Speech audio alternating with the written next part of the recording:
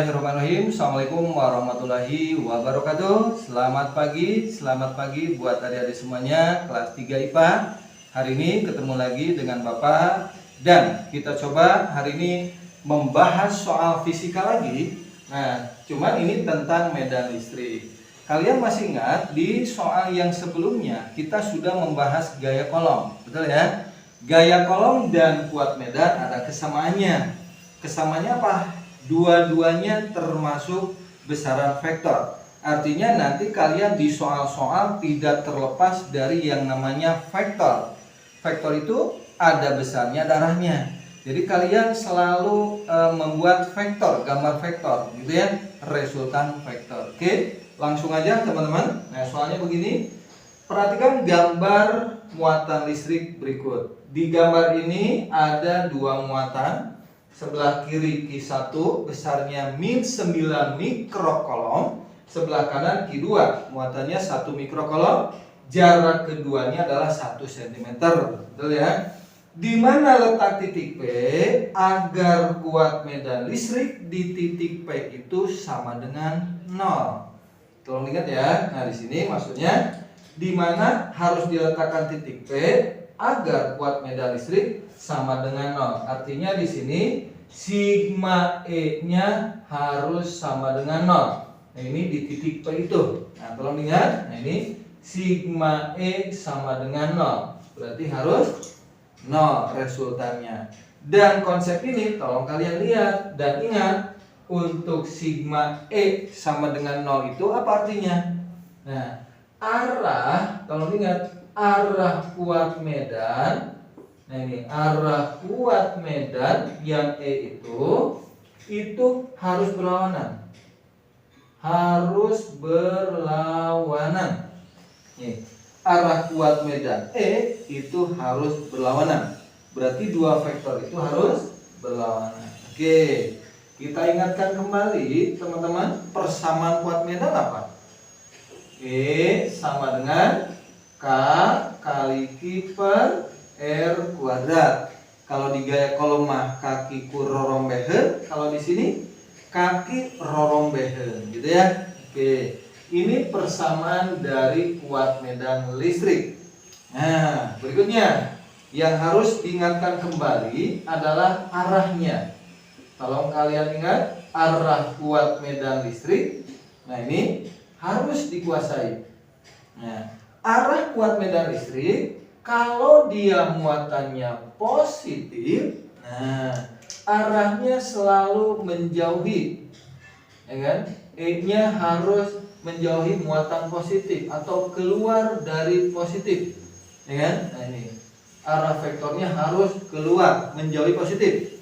Tapi kalau muatannya negatif, nah ini sebaliknya.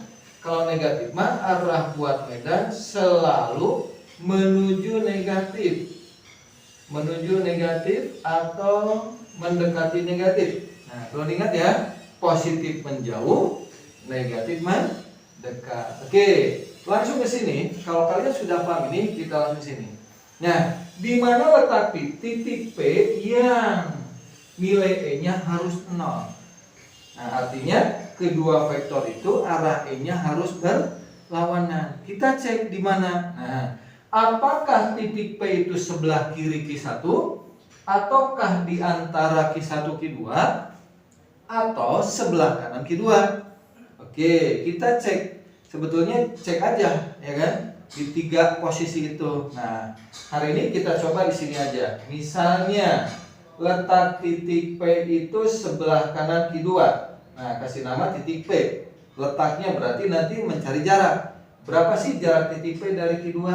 Atau jarak titik P dari Q1, gitu ya. Kemudian kita cek arahnya. Titik P oleh muatan Q1, kalian lihat Q1 negatif. Arah terhadap negatif apa? Nah, kalau arah kuat medan terhadap negatif mendekat. Berarti terhadap Q1 mendekat. Gambarnya di titik P, vektornya. Berarti ke mana? Ke kiri. Tuh, kasih nama ini E1. E1 itu kuat medan listrik terhadap muatan Q1. Kalau negatif mendekat. Kemudian di titik P terhadap muatan Q2.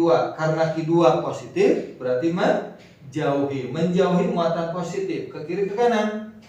Iya, ke kanan. Kasih nama E2. Nah, kalau udah begini, sudah sah. Syaratnya sigma E0 itu harus berlawanan. Kita misalkan, ya kan, jarak titik, ya kan, jarak titik P dari Q2 misalkan X, gitu ya. Oke, kalian langsung aja. Sigma, ya kan, sigma E di titik P sama dengan 0. Berawal dari sini ya. Oke. Kalian lihat E2 dan E1 berlawanan. Boleh, kalau berlawanan kan vektornya dikurang kan?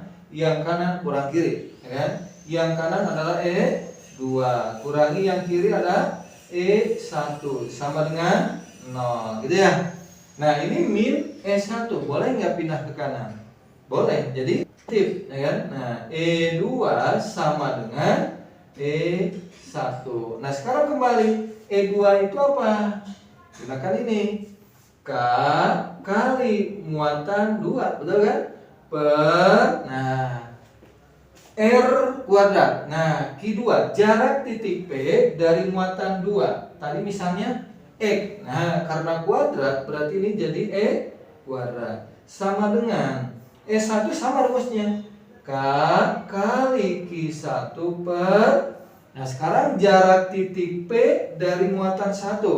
Titik P ke muatan 1 berapa? 1 ditambah X. Kalian tulis 1 ditambah X. Nah, karena kuadrat berarti ini kuadratin lagi. Oke, kiri kanan ada yang sama? Iya, Kak coret. Nah, tinggal masukin nilainya. Q2 berapa? 1 mikro. Mikro harus kolom. 1 berarti kali 10 pangkat min 6 per E kuadrat sama dengan Q1 berapa?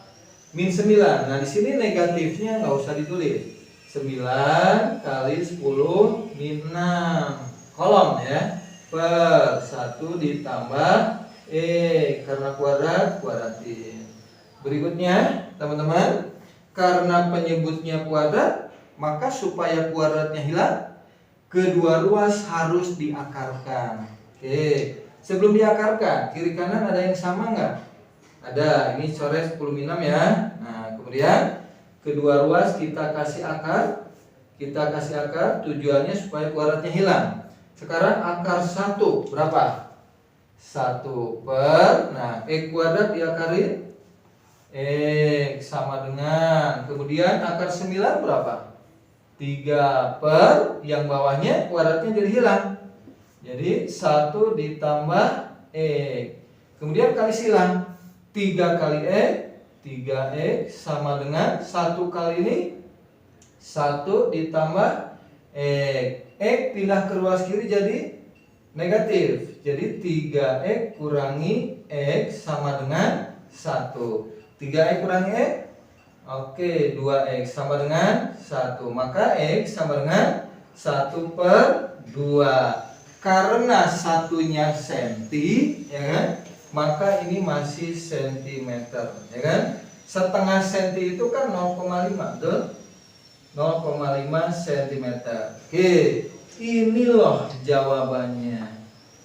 Oke, nah 0,5 cm itu X itu mana? Jarak titik P dari Q2. Oke, jadi X-nya adalah 0,5 cm dari Q2. Nah, ini jawabannya. Nah, ini dari Q2. Kalau dari Q2 0,5, berarti jarak titik P dari Q1 berapa? 1 ditambah 0,5. Jadi jawabannya ada 2, bisa 1,5, betul ya? Bisa 0,5. Oke, ini cara menjawabnya.